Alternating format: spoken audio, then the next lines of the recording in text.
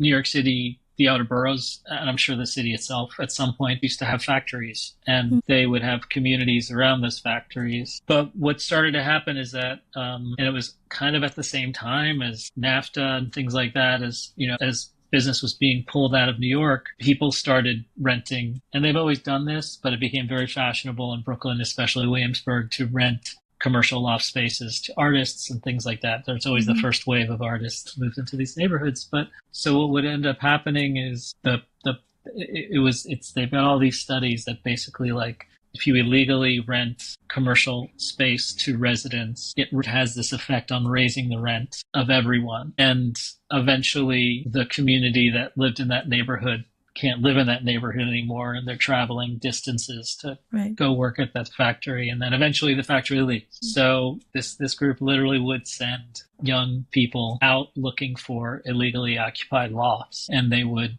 collect evidence and then go to the city and have the landlords would receive a fine. And it was trying to dissuade the landlords from doing it, but it was just too profitable. And then the community dies and it changes and all that stuff. And part of what I get into is that New York is always doing that. It's just always eating itself and then turning into a new city, and everybody's angry about something being gone, be it a job or affordable housing or a bagel place that they used to love.